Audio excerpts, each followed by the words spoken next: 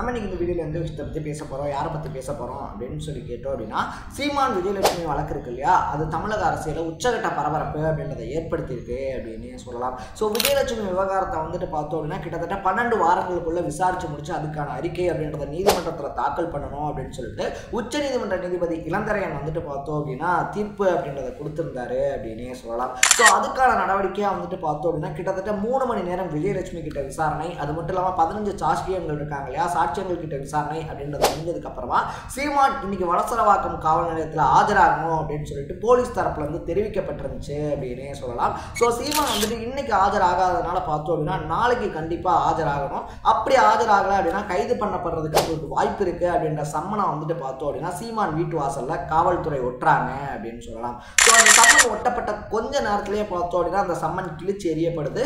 இதனால மறுபடியும் பார்த்தோம் அப்படின்னா வீட்டுக்கு போன போலீஸ்காரன் கிட்ட வந்துட்டு சீமான் வீட்டில் காவலாளியா இருக்கக்கூடிய அமல்ராஜுக்கும் போலீஸ்க்கும் இடையில அடிதடி அளவுக்கு போய் உச்சகட்ட பரபரப்பை ஏற்படுத்தியிருக்கு அப்படின்னே சொல்லலாம். ஸோ நம்ம இன்னைக்கு இந்த வீடியோவில் சீமான் விஜயலட்சுமி விவகாரம் தான் என்ன, கிட்டத்தட்ட 12 வருஷமா நீடிச்சிட்டு இருக்கக்கூடிய இந்த விவகாரத்தினுடைய பின்னணி என்ன அப்படின்னு சொல்லி தான் பேச போறோம்.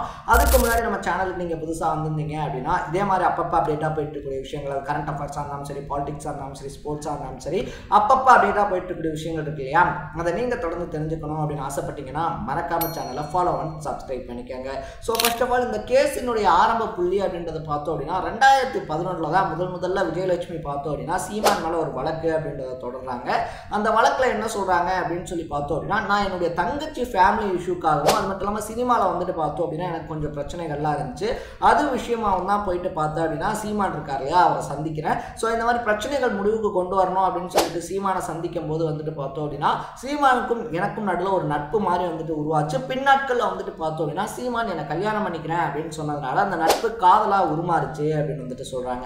ஸோ அதனால வந்துட்டு பார்த்தோம் அப்படின்னா சீமானினுடைய எல்லா விதமான விஷயங்களுக்கும் அவருடைய ஆசைக்கும் வந்துட்டு பார்த்தேன் அப்படின்னா நான் வந்துட்டு இணங்கிட்டேன். ஒரு கட்டத்துக்கு மேல வந்துட்டு பார்த்தோம் அப்படின்னா கல்யாணம் பண்ணிக்கங்க அப்படின்னு சொல்லி சொல்லும்போது எனக்கு எக்கச்சக்கமான மிரட்டல் வருது அப்படின்னு சொல்லிட்டு 2011 முதல் வழக்கு அப்படின்றத ஃபைல் பண்றாங்க.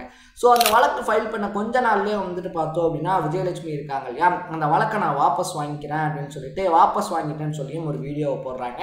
அந்த வீடியோக்கான காரணமா என்ன சொல்றாங்க அப்படின்னு சொல்லி பார்த்தோம் அப்படின்னா வழக்கு விசாரணை அப்படின்றது நேர்மையா நடக்கல, ஆட்சி அதிகாரத்தில் இருக்கக்கூடியவங்க இருக்காங்க இல்லையா, அவங்க வந்துட்டு பார்த்தோம் அப்படின்னா சீமானுக்கு ஆதரவா செயல்படுறாங்க அப்படின்ற மாதிரி காரணங்கள்லாம் சொல்லிட்டு வழக்கை வந்துட்டு வாபஸ் வாங்கிட்டு போயிட்டாங்க அப்படின்னே சொல்லலாம். அதுக்கப்புறமா வந்துட்டு பார்த்தோம் அப்படின்னா தொடர்ந்து வந்துட்டு விஜயலட்சுமி இருக்காங்க இல்லையா, சீமானை திட்டி வீடியோ வெளியிடுறது, விமர்சனம் பண்ணி வீடியோ வெளியிடுறது அப்படின்றத தொடர்ச்சியா பண்ணிக்கிட்டே இருந்தாங்க. சீமானும் அதுக்கு வந்துட்டு பார்த்தோம் அப்படின்னா எதிர்வினை எதிர் பதில் அப்படின்றத கொடுத்துக்கிட்டே இருந்தாரு. ஸோ இந்த காலகட்டத்தில் தான் பார்த்தோம் அப்படின்னா 2023 மறுபடியும் ஒரு கேஸ் அப்படின்றது வந்துட்டு விஜயலட்சுமி இருக்காங்க இல்லையா சீமான் மேலே ஃபைல் பண்ணுறாங்க அப்படின்னே சொல்லலாம். ஸோ இந்த மாதிரி வந்துட்டு என்னை கல்யாணம் பண்ணிக்கிறேன் அப்படின்னு சொல்லி சொன்னதுனால பார்த்தோம் அப்படின்னா நான் அவரால் 7 முறை வந்துட்டு ப்ரெக்னென்ட் ஆயிருந்தேன். 7 முறையுமே வந்து பார்த்தோம் அப்படின்னா மருந்துகளை கொடுத்து அந்த ப்ரெக்னென்ட் ஆன இது இருக்கு இல்லையா குழந்தைய வந்துட்டு அடிச்சிட்டாரு. அது மட்டும் இல்லாமல் பார்த்தோம் அப்படின்னா சினிமாவில் சம்பாரிச்சு வச்ச கிட்டத்தட்ட 60 லட்சம் ரூபாய் அப்படின்றதையும் அவர் அபகரிச்சிட்டாரு அப்படின்னு சொல்லிட்டு ஒரு கம்ப்ளைண்ட் தரப்படுது அப்படின்னே சொல்லலாம். ஸோ அந்த கம்ப்ளைண்ட் தரப்பட்டதோட மட்டும் இல்லாமல் புதிய சாட்சியங்களையும் போலீஸ் கிட்ட வந்துட்டு பார்த்தோம் அப்படின்னா விஜயலட்சுமி இருக்காங்க இல்லையா அவங்க தந்தாங்க அப்படின்னு வந்து சொல்லப்படுது. ஸோ அன்னைக்கு காலகட்டத்தில் பார்த்தோம் அப்படின்னா விஜயலட்சுமியும் சீமானும் இருக்க மாதிரியான வீடியோஸ் இருக்கு இல்லையா அதுவும் வந்துட்டு பரவலாக ட்ரெண்ட் ஆகிக்கிட்டு இருந்துச்சு அப்படின்னே சொல்லலாம். அதுக்கப்புறமாவும் பார்த்தோம் அப்படின்னா இல்லை அவங்க வந்துட்டு சும்மா பண்ணுறாங்க, அதுக்காக பண்ணுறாங்க, இதுக்காக பண்ணுறாங்க அப்படின்னு சொல்லி சீமான் சொல்லிக்கிட்டு இருக்கும்போது இந்த வழக்கு வந்துட்டு பார்த்தோம் அப்படின்னா இந்த பிப்ரவரி 17ஆம் தேதி உச்சநீதிமன்றத்தில் வருது அப்படின்னே சொல்லலாம். சீமான் தரப்புல இருந்து என்ன சொல்றாங்க அப்படின்னா இவங்க ஆல்ரெடி 2011 இருக்கு இல்லையா அப்பயே வந்துட்டு வழக்கை வந்துட்டு வாபஸ் வாங்கிக்கிறேன் அப்படின்னு சொல்லிட்டுலாம் போயிட்டாங்க.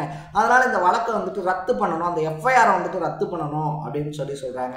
ஸோ அந்த வழக்கை விசாரிச்ச இளந்தரையன் என்ன பண்றாரு அப்படின்னு சொல்லி பார்த்தோம் அப்படின்னா சீமான் தரப்பு வாதம் விஜயலட்சுமி தரப்பு வாதம் இருக்கு இல்லையா அதாவது அரசு தரப்பு வாதம் ரெண்டையுமே கேட்டதுக்கு அப்புறமா என்ன சொல்றாரு அப்படின்னா சீமான் மேல எந்த விதமான காதலும் அதுக்கு முன்னாடி விஜயலட்சுமிக்கு இருந்தது கிடையாது.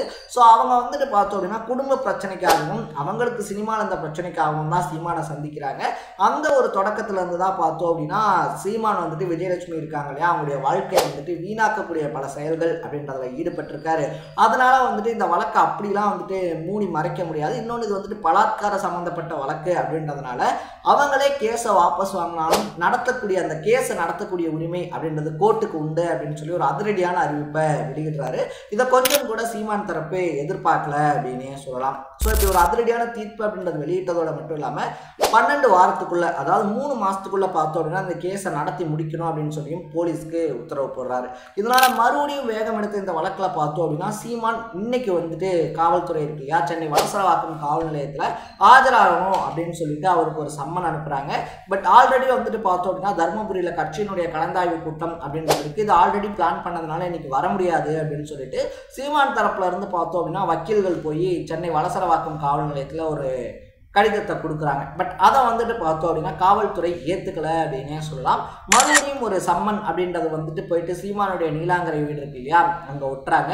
அந்த சம்மன் ஒட்டப்பட்ட கொஞ்ச நேரத்துக்குள்ளேயே பார்த்தோம் அப்படின்னா அந்த சம்மன் கிழிக்கப்படுது அப்படின்னே சொல்லலாம். ஸோ இப்படி வந்துட்டு சம்மன் கிழிச்சிட்டாங்க என்ன ஏது அப்படின்னு சொல்லி கேட்க போகக்கூடிய அந்த இன்ஸ்பெக்டருக்கும் அந்த வீட்டினுடைய காவலாளர் அந்த அமல்ராஜுக்கும் இடையில பார்த்தோம் அப்படின்னா ஒரு விதமான தள்ளுமுள்ளு அப்படின்றது ஏற்படுது அப்படின்னே சொல்லலாம். தள்ளுமுள்ளு ஏற்பட்டு அமல்ராஜெல்லாம் கைது பண்ணி கொண்டு வந்ததுக்கு அப்புறமா பார்த்தோம் அப்படின்னா நான் தான் வந்துட்டு அதை கிழிக்க சொன்னேன் அப்படின்னு சொல்லிட்டு கைல்வெளி இருக்காங்க இல்லையா, சீமானுடைய மனைவி வந்துட்டு பார்த்தோம் அப்படின்னா ஒரு மன்னிப்பு அப்படின்ற மாதிரியும் கேட்குறாங்க. ஸோ பண்ணுறதெல்லாம் பண்ணிட்டு நீங்கள் சாரி கேட்பீங்களா, நாளைக்கு காலையில் சீமான் ஆஜராகணும் அப்படின்னு சொன்னதோட மட்டும் இல்லாமல் இந்த வழக்கில் தொடர்புடைய சாட்சிகள் இருக்காங்க இல்லையா, அந்த சாட்சிகளை வந்துட்டு நான் கலைக்க மாட்டேன், வந்துட்டு சாட்சி சொல்லக்கூடியவங்க வந்துட்டு மிரட்டுறதோ இல்லைன்னா பின்னாட்களில் அவங்களுக்கு அச்சுறுத்தல் ஏற்படுற மாதிரி ஏதாவது பேசுகிறதோ நான் பண்ண மாட்டேன். அது மட்டும் இல்லாமல் பார்த்தோம் அப்படின்னா இந்த வழக்கு முடிகிற வரைக்கும் நீதிமன்றத்துக்கும் காவல்துறைக்கும் வந்துட்டு முழு ஒத்துழைப்பு கொடுப்பேன் அப்படின்ற மாதிரி கிட்டத்தட்ட 10 நிபந்தனைகள் வந்து பார்த்தோம் அப்படின்னா சீமானுக்கு அனுப்பப்பட்ட அந்த சம்மன்ல குறிப்பிடப்பட்டிருக்கு அப்படின்னே சொல்லலாம்.